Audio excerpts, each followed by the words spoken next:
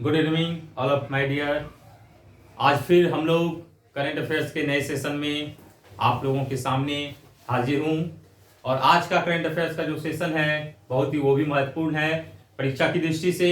इसी तरह से करके हम एक एक टॉपिक को प्रतिदिन आप लोगों के बीच लाते रहेंगे और आप लोगों को परीक्षा में जो भी कठिनाइयाँ होंगी उन सबको मैं दूर करूँगा। रही बात स्टैटिक जीके, भी हमारा साथ साथ चलता रहेगा और बीच बीच में मैं स्टैटिक जीके से रिलेटेड जो भी महत्वपूर्ण टॉपिक होंगे किसी किसी दिन स्पेशली स्टैटिक जीके का ही वीडियो मैं बना के आप लोगों के बीच डाल दिया करूंगा। आप लोग उससे लाभान्वित होंगे क्योंकि स्टैटिक जीके से भी सवाल परीक्षा में महत्वपूर्ण होते हैं, पूछे जाते हैं। रेलवे का एग्जाम खासकर अभी जो होने वाला है, ग्रुप बी का हो, एनटीपीसी का हो, बीपीएससी का एग्जाम, सीडीपीओ का हो, लोअर डिवीजन क्लर्क का बीपीएससी द्वारा आयोजित 26 फरवरी को एग्जाम है, उसके लिए अति महत्वपूर्ण होता है और उससे आपका सवाल नहीं छूटेंगे। आप लोग एक एक करके वीडियो को देखते रहेंगे और स्पोर्ट्स से रिलेटेड जो भी स्टैटिक जीके होगा वो तो मैं साथ ही साथ करंट अफेयर्स के सेशन में आप लोगों को साथ में लेकर चलता जा रहा हूं। बस उसको करते जाना बारीकी से। अभी मैंने 2-3 टॉपिक ही किया है, आज भी एक अहम टॉपिक के लेकर हम आप लोगों के बीच आए हैं। वो टॉपिक है टोक्यो ओलंपिक। टोक्यो ओलंपिक, अब देखिए ये हाल ही में आयोजित हुआ है ओलंपिक गेम और ये गेम इसलिए भी महत्वपूर्ण है क्योंकि इसमें विश्व के बहुत सारे देशों के खिलाड़ी भाग लेते हैं। तो इसलिए हमारे दृष्टि से और परीक्षा की दृष्टि से ये बहुत महत्वपूर्ण होते हैं। उसमें देखेंगे हम लोग किस किस टाइप के प्रश्न और क्या क्या महत्वपूर्ण हो सकते हैं एग्जाम के पॉइंट ऑफ व्यू से। तो ओलंपिक के बारे में सबसे पहले हम चर्चा कर देना चाहते हैं कि ओलंपिक क्या है। इसके बारे में थोड़ा समझ लीजिए। बेसिक चीज, किसी भी चीज को पढ़ने के लिए आपको बेसिक चीजों को समझना बहुत महत्वपूर्ण होता है। आप बेसिक को नजरअंदाज नहीं कर सकते। अगर बेसिक आपका कॉन्सेप्ट क्लियर है तो आप आगे की चीजों को बहुत अच्छे तरीके से समझ पाएंगे, नहीं तो फिर कठिनाइयां हो सकती हैं। सबसे पहले ये जानना है कि ये जो है प्रत्येक जो है ना 4 वर्षों पे आयोजित होती है। कितने दिनों पे? 4 वर्षों पे। ठीक है। इसकी शुरुआत हुई थी 1896 ईस्वी से। कहां से हुई थी? यूनान में, एथेंस में इसकी शुरुआत हुई थी। सबसे पहला वहीं आयोजित किया गया था। ये 1896 कितने सालों पे होती है? प्रत्येक 4 वर्षों पे, 1896 से। तो देखा जाए उस तरह से तो ये ओलंपिक 2020, ओलंपिक 2020, लेकिन इसका आयोजन जो हुआ 2021 में हुआ। 20 में होने वाला था लेकिन कोविड महामारी के कारण 2020 में ना कराकर ये 2021 में इसका आयोजन हुआ। और इसका आयोजन जो हुआ वो आपको कहां हुआ? टोक्यो, जापान में। टोक्यो, जापान में। बहुत ही महत्वपूर्ण कि ये जो है 2021 का ओलंपिक का आयोजन कहां हुआ? तो कहां हुआ? टोक्यो, जापान में। तो केम्मा संस्करण था, ये एडिशन केम्मा था, तो ये 32वां था। केम्मा 32, 32वां संस्करण। और सवाल डायरेक्ट इस तरीके से आ सकते हैं कि 32वां ओलंपिक का आयोजन कहां हुआ? 2020-21 नहीं देगा, लेकिन पूछेगा सिर्फ 32वां ओलंपिक का आयोजन कहां हुआ, तो कहां हो जाएगा? टोक्यो, जापान में। ठीक है ना। तो यहां पे हमारा 3-4 चीज हो गया। ये ओलंपिक खेलों की शुरुआत 1896 में जो हुई, तो ओलंपिक जो है एक ओलंपिया पर्वत है। ग्रीस में, यूनान में एक क्या है? पर्वत है। ओलंपिया क्या है? एक पर्वत है। उसी के नाम पर यह शुरुआत किया गया ओलंपिक। ओलंपिक खेल का आयोजन जो ओलंपिया नामक पर्वत है उसी पर यह शुरुआत किया गया है। और ये जो है इसका जो आदर्श वाक्य है ओलंपिक का, ये बहुत जरूरी है, याद रखिएगा, कभी कभी पूछ देता है। और इसलिए इस बार और ज्यादा महत्वपूर्ण हो गया, पूछने की संभावना इसलिए प्रबल है कि इसका आदर्श वाक्य जो है वो है सीटियस। सीटियस ये लैटिन भाषा का शब्द है। अल्टियस, सीटियस, अल्टियस और फोर्टियस।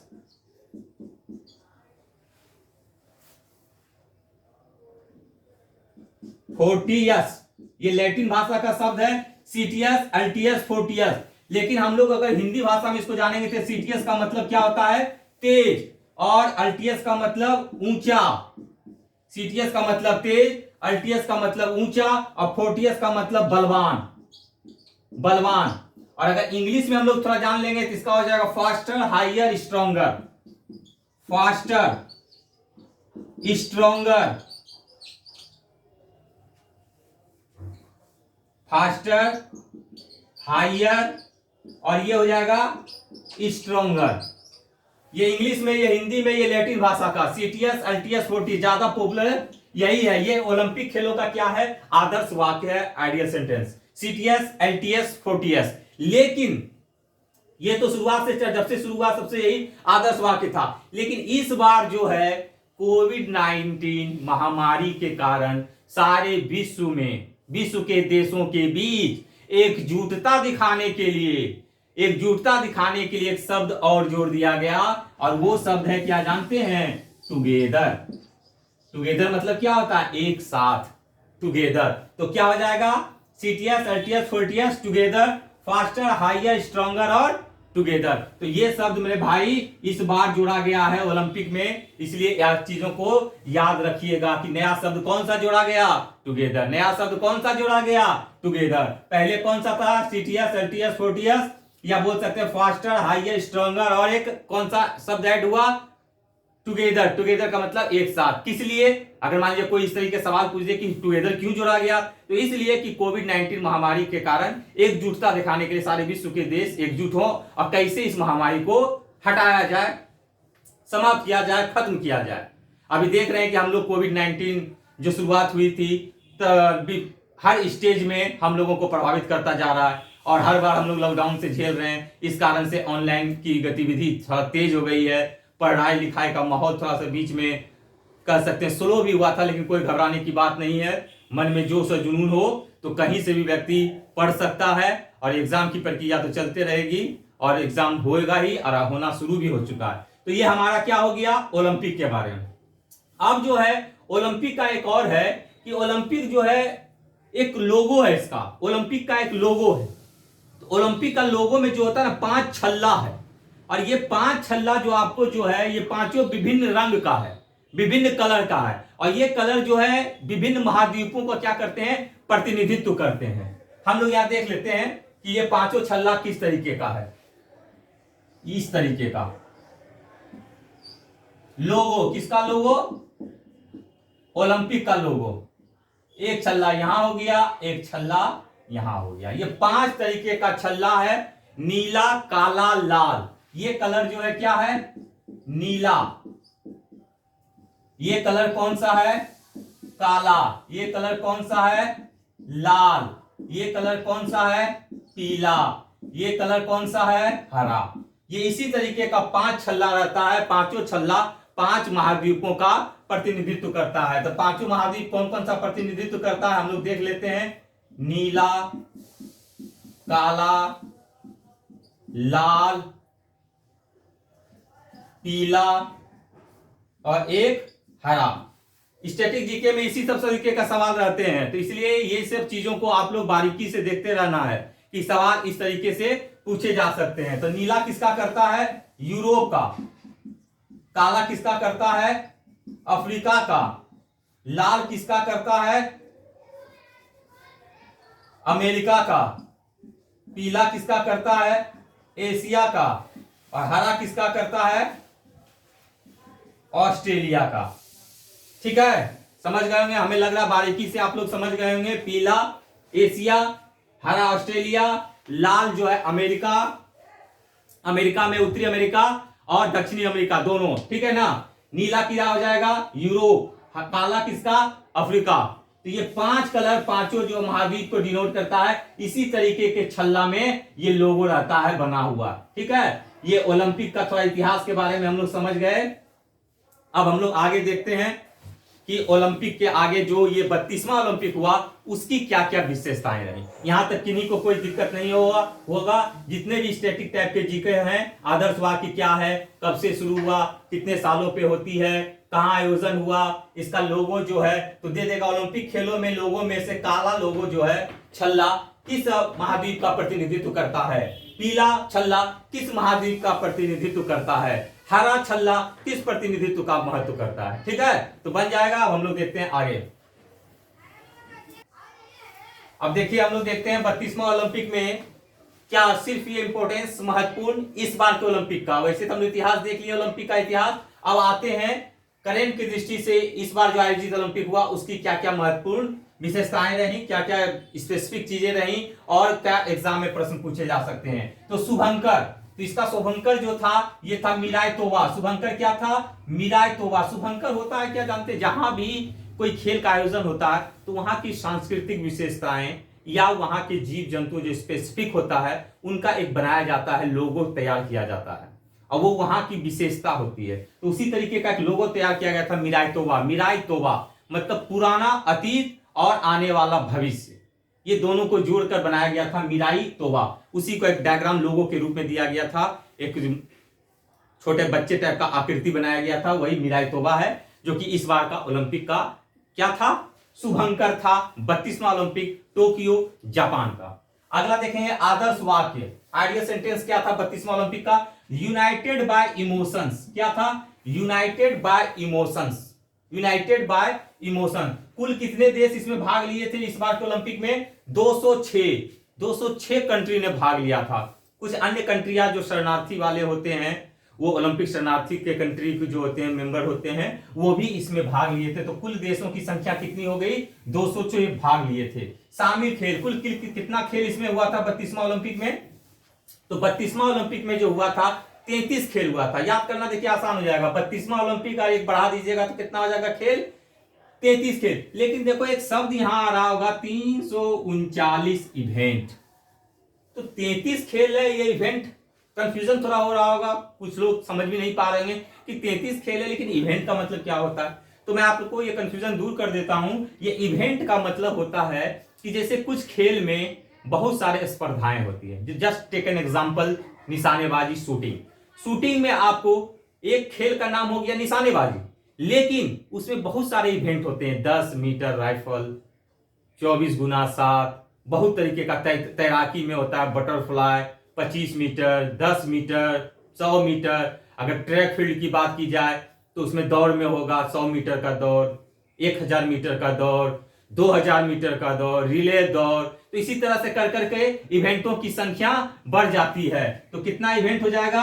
339 इवेंट। कुल 3 पुरस्कार दिए जाते हैं। वो पुरस्कार होते हैं गोल्ड मेडल, उसके बाद एक प्राइज होता है सिल्वर मेडल और एक प्राइज होता है ब्रॉन्ज मेडल। इसको हिंदी में बोलते हैं स्वर्ण पदक, सिल्वर को बोलते हैं रजत पदक और ब्रॉन्ज को बोलते हैं कांस्य पदक। हर खिलाड़ियों के बीच एक प्रतिस्पर्धा होती है कि मैं स्वर्ण जीतूं।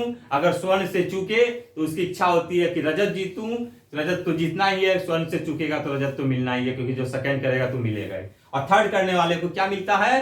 कांस्य पदक, ब्रॉन्ज मेडल।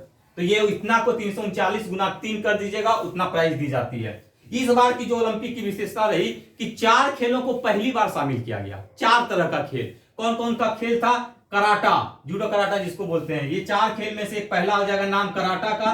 दूसरा खेल है स्केट बोर्ड, दूसरा खेल है स्केट बोर्ड, बहुत तरह तरह का डिफरेंट होता है, इसमें इंडिया भाग नहीं लेता है। तीसरा खेल है सर्फिंग और चौथा खेल है स्पोर्ट्स क्लाइंबिंग। चढ़ने वाला खेल होता है, चढ़ने वाला स्पोर्ट्स क्लाइंबिंग। पहला कराटा, दूसरा स्केट बोर्ड, तीसरा सर्फिंग, चौथा स्पोर्ट्स क्लाइंबिंग। कहीं समझने में दिक्कत नहीं हो रही है? आवाज क्लियर आ रहा होगा?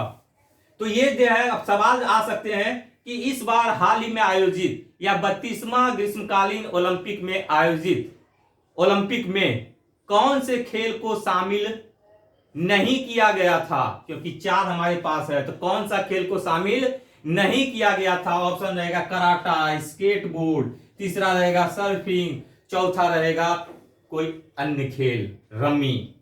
तो आंसर क्या हो जाएगा? रमी, क्योंकि ये तीनों को तो शामिल किया ही गया था। ठीक है, लेकिन ये 4 के अलावा एक और ऐसा खेल था। 4 के अलावा एक खेल और ऐसा था, वो था बेसबॉल। बेसबॉल खेल को जो है पहले ऑलरेडी शामिल था, लेकिन 13 वर्षों के बाद अभी हाल में इसको फिर से शामिल किया गया। बीच में इस खेल को क्या कर दिया गया था? हटा दिया गया था। तो इसलिए 13 वर्षों के बाद एक खेल की वापसी हुई। उस खेल का हमारा नाम क्या है? बेसबॉल। 13 वर्षों के बाद एक खेल की वापसी हुई, उस खेल का नाम है बेसबॉल। अब आप लोगों के मन में सवाल आ रहा होगा कि क्रिकेट आखिर इस ओलंपिक में होता है कि नहीं? तो क्रिकेट की बात चल रही है। शायद ऐसा संभावना है कि 2028 से, जो कि हमारा लॉस एंजिल्स में अमेरिका में होगा, वो संभावना है कि शायद क्रिकेट को शामिल कर लिया जाए। इस पर 2024 में जो पेरिस में फ्रांस में ओलंपिक खेल का आयोजन होगा वहीं तय किया जाएगा कि शामिल होगा या नहीं होगा। वैसे प्रबल संभावना है कि क्रिकेट को शामिल कर लिया जाएगा। तो ये हमारे पास इतना आ गया। 13 वर्षों के बाद शामिल बेसबॉल, 4 खेल पहली बार शामिल, कराटा, स्केटबोर्ड, सर्फिंग और स्पोर्ट्स क्लाइंबिंग।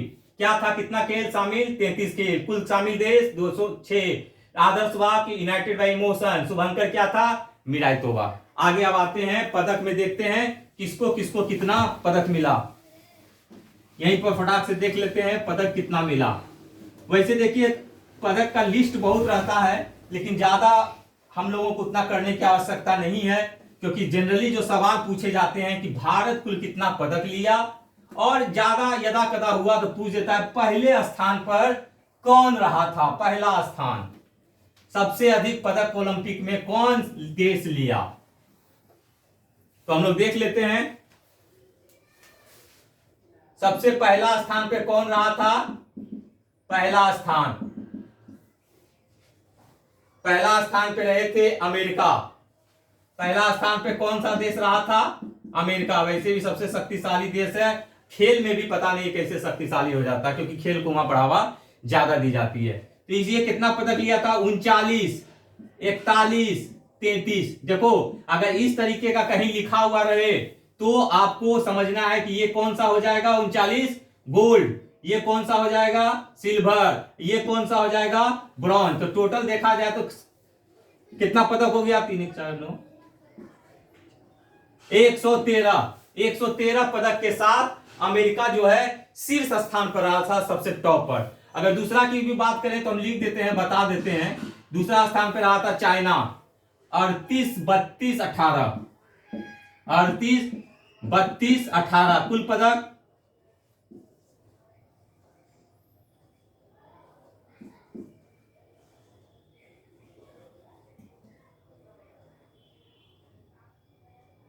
आठ 88 पदक। कुल कितना पदक लिया था?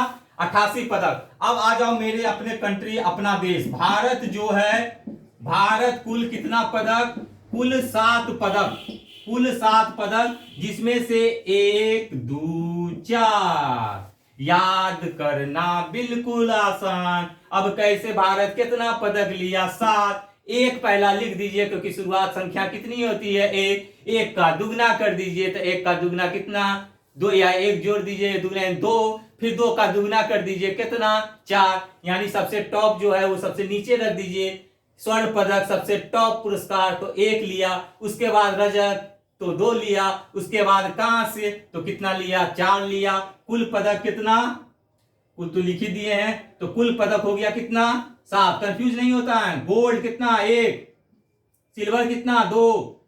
और ब्रॉन्ज 4। तो भारत कुल 7 पदकों के साथ केम्मा स्थान पर? कुल 7 पदक के साथ भारत 48वां स्थान, 48वां स्थान पर रहा मेरे भाई। ये याद कर लो, एकदम दिल के करीब रख लो। चॉकलेट आज खा लिए होगे तुम लोग। कौन कौन चॉकलेट खाया तुम लोग आज? रे चॉकलेट डे है आज ना। अब हम लोग को पता नहीं रहता है चॉकलेट डे है कि प्रोमिस डे है कि रोज डे है। अब हम लोग एक्सपायरी डेट में जा रहे हैं ना। अभी मत समझना कि सर बोल रहे हैं, हम लोग का भी समय था, एक समय ऐसा भी नहीं थे कि हम लोग एकदम बूढ़े हैं। मन करेगा और ऐसे भी आप लोग मनाइएगा, लेकिन इस बार पहले वो नौकरी ले लीजिए ना, उसके बाद। इसी पे वो था कि एक लड़का एक लड़की से बहुत प्यार करता था। तो जब प्यार जानवे करते हैं अंधा होता है, तो प्यार करता था तो एक लड़की के पीछे, स्वाभाविक है, लड़की तो रिंग मास्टर होती है, घुमाएगी आपको आगे पीछे। लड़कियों से मेरा गुजारिश है कि थोड़ा आप लोग अदरवाइज ना लें। तो वो घुमाएगी आगे पीछे, और लड़का स्वाभाविक है घूमते रहेगा, घुटुर घूम। तो घूमने के बाद क्या होता है कि अब उसी से वो शादी कर लेता है। तो शादी के बाद भी लड़की अपेक्षा रखती है लड़कों से कि शादी का पहले वाला सीन शादी के बाद भी वो चलता रहे। लेकिन लड़का लोग क्या होता है, शादी होने के बाद सोचता है चलो टेंशन खत्म। तो एक बार इसी तरह एक लड़की बोली लड़के को कि जानू आज वैलेंटाइन डे है, पहले तो शादी के पहले तो तू हमने घर के आगे पीछे घूमते रहता था, अब कहें ऐसा करते हो? तो बोला क्या कि पहले का समय और था, पहले हम लोग सशंकित रहते थे कि अगर नहीं घूमेंगे तो पता चला इस जमीन का रजिस्ट्री किसी और के नाम हो जाएगा। अब क्या है कि हम फिक्स हो चुके हैं, एक एफडी हम कर चुके हैं, फिक्स डिपॉजिट हमारा हो चुका है, इसलिए अब टेंशन नहीं।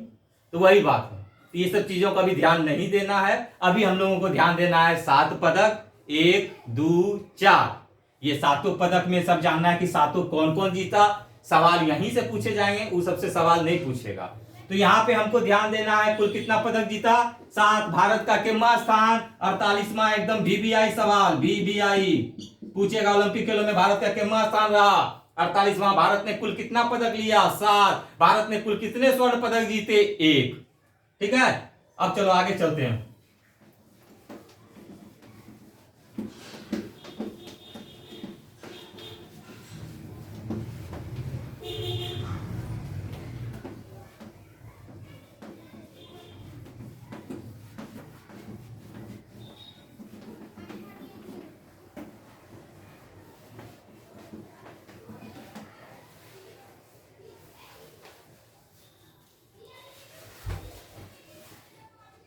अब देखिए भारत में पदक कौन कौन लाया, इससे सवाल भी महत्वपूर्ण है। कैसे कैसे सवाल देखिएगा, भारत जो कितना पदक लिया था पहले हम बताए थे, 1 2 4, कुल पदक कितना लाया था, 7 पदक। तो 7 पदक में सबसे महत्वपूर्ण नीरज चोपड़ा का नाम, नीरज चोपड़ा जो पदक लाया था वो कौन सा पदक लाया था, स्वर्ण पदक, एकमात्र स्वर्ण पदक लाया था इस बार, गोल्ड मेडल नीरज चोपड़ा। वो कौन सा खेल में, भाला फेंक। भाला फेंक को जेवलिन थ्रो भी कहा जाता है, कहीं ऑप्शन में भाला फेंक ना रहकर जेवलिन थ्रो रहे तो आप लोग को जेवलिन थ्रो मारना है। इसका संबंध किस राज्य से, हरियाणा। ऐसा भी प्रश्न देता है, हाल ही में स्वर्ण पदक विजेता प्राप्त नीरज चोपड़ा का संबंध किस राज्य से है, तो कौन सा राज्य हो जाएगा मेरे भाई, हरियाणा हो जाएगा।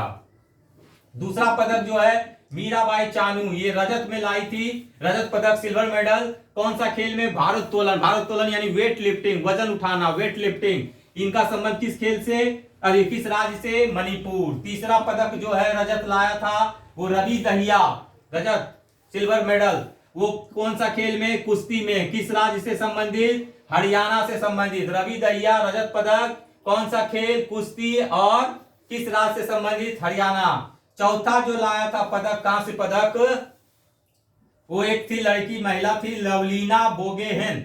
लवलीना, प्यार मोहब्बत वाला सप्ताह चल रहा है तो लव मतलब प्यार, तो लवलीना बोगेहेन, ये कांस्य पदक, ब्रॉन्ज मेडल, कौन सा, मुक्केबाजी। प्यार तो है लेकिन लड़ाई झगड़ा वाला खेल है, मुक्केबाजी, जहां प्यार कीजिएगा तो एक पंच, मुक्केबाजी। कौन सा राज्य से संबंधित, असम राज्य से संबंधित। पांचवा पीवी सिंधु, बहुत ही फेमस खिलाड़ी, लेकिन इस बार कांस्य पदक से ही संतोष करना पड़ा।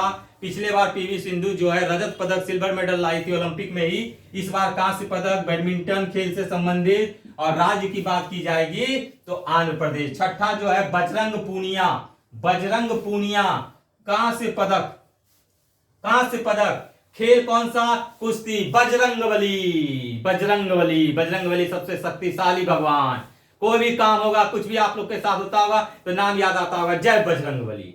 तो बजरंगबली है हमारे, ये कुश्ती है, कुश्ती जो खेलता है देखते हैं पूरा एकदम तंदुरुस्त रहता है, तरोताजा रहता है। तो बजरंग पुनिया का संबंध किस खेल से, कुश्ती से। कौन सा राज्य से संबंधित, हरियाणा से संबंधित, हरियाणा।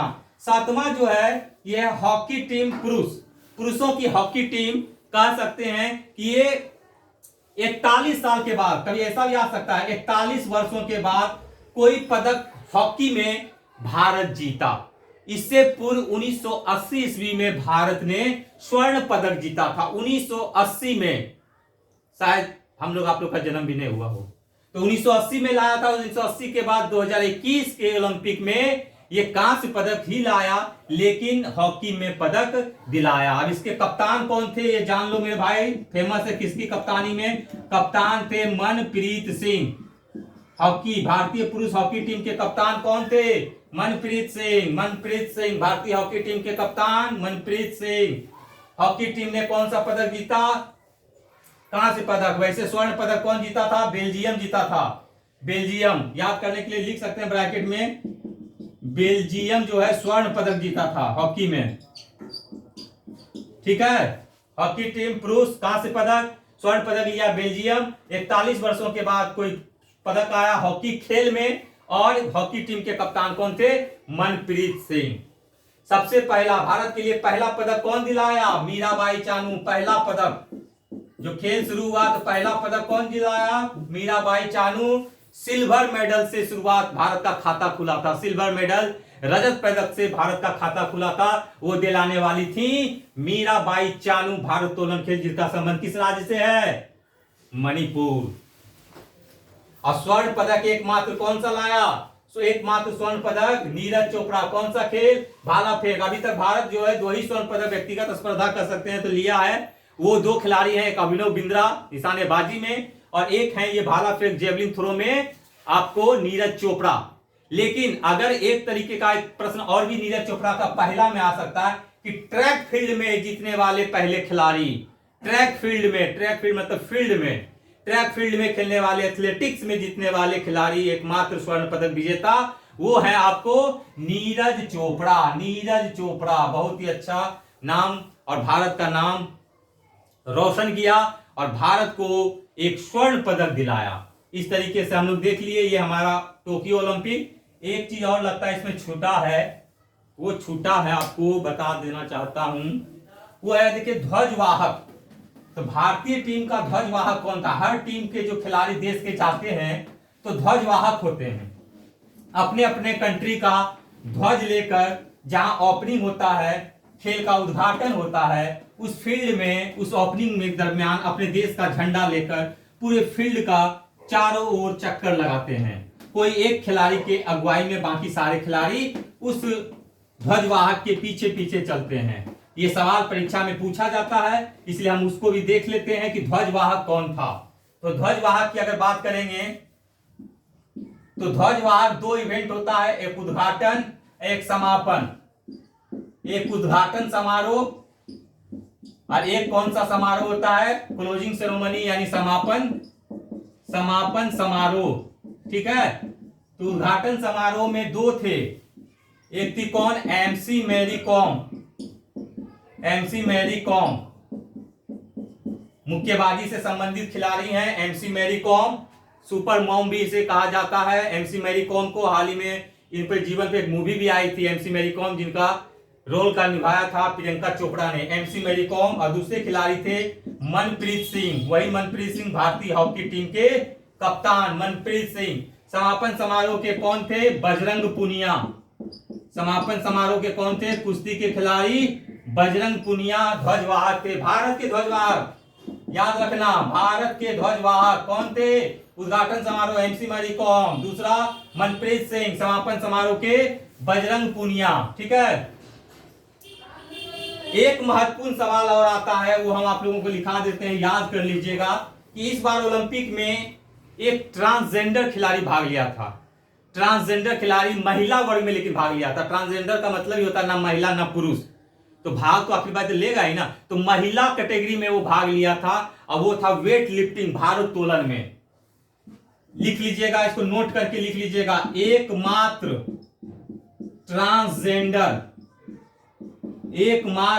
ट्रांसजेंडर प्रतिभागी। वैसे जीत नहीं पाया था, अब पाया था कि पाई थी, बोलने में भी समझ में नहीं आ रहा है, चलो समझ लो, भावना को समझो। एकमात्र ट्रांसजेंडर खिलाड़ी कौन था? Laurel Howard. लॉरेल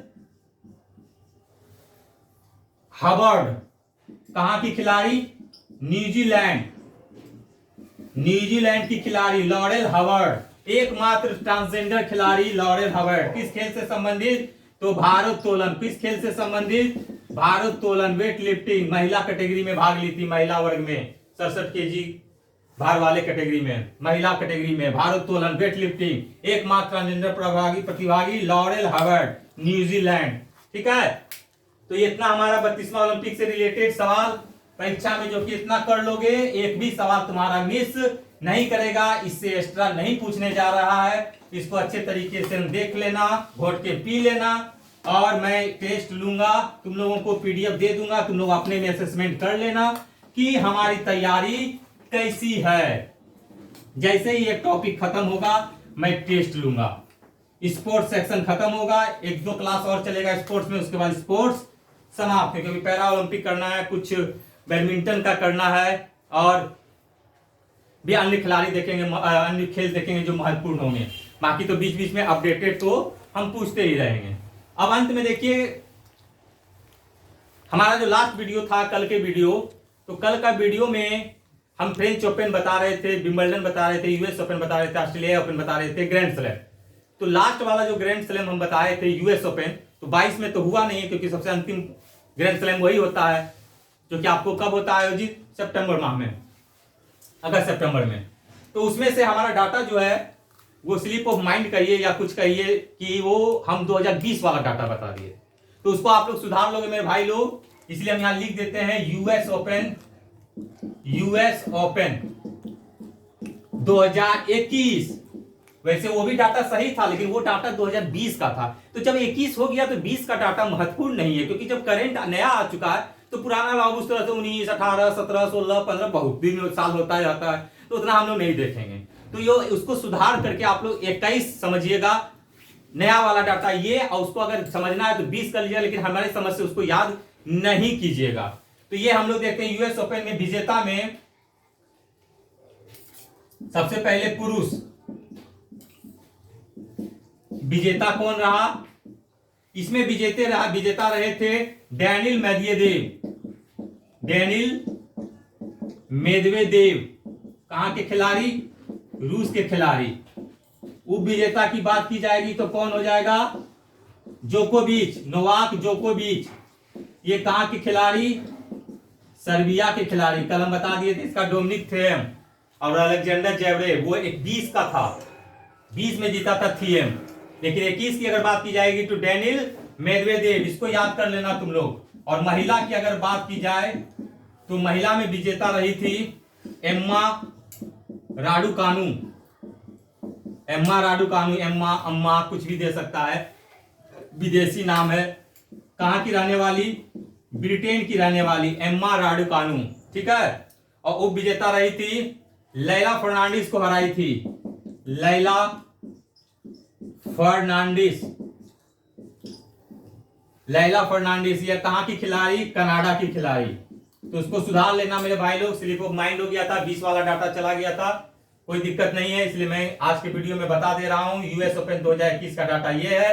पुरुष का विजेता डैनियल मेदवेदेव, एकदम महत्वपूर्ण, एक ही ये याद कर लो, काम चल जाएगा। महिला में कौन विजेता? एम्मा राडुकानु, ठीक है। तो हमारे पास क्रिकेट से संबंधित आ चुका है, ग्रैंड स्लैम से संबंधित आ चुका है, और एक हमारे पास ये भी आ चुका ओलंपिक, ग्रीष्मकालीन ओलंपिक। अब हम लोग पैरा ओलंपिक भी करेंगे, उसके बारे में हम लोग जानेंगे नेक्स्ट वीडियो में। तब तक इसको रिवीजन अच्छे तरीके से करते रहिए। और टेस्ट मैं लूंगा, और टेस्ट का प्राइस भी मैं दूंगा। कैसे प्राइस दूंगा ये भी सस्पेंस रखिए। बहुत जल्द 1 से 2 दिन में ये स्पोर्ट्स सेक्शन समाप्त होगा। मैं 100 प्रश्नों का आप लोगों को टेस्ट लूंगा, या 50, अभी टॉपिक कम है तो 85 प्रश्न का लूंगा। जो उसमें से टॉप पे रहेंगे फर्स्ट, सेकंड, थर्ड, मैं उनको अपनी तरफ से स्पेशल वैलेंटाइन गिफ्ट, ठीक है, पढ़ाई का वैलेंटाइन गिफ्ट, प्यार मोहब्बत वाला नहीं, ठीक है। चलो मिलते हैं नेक्स्ट वीडियो में। हर हर महादेव।